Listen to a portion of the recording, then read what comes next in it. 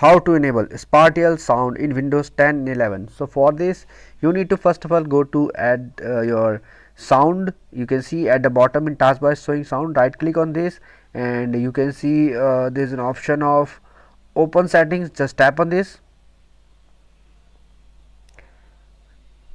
Under output there is an option of device properties. Just tap on this. You can see Spatial Sound is off at present. You just need to tap on this and there is an option of Windows Sonic for headphone. So just tap on this and that's it.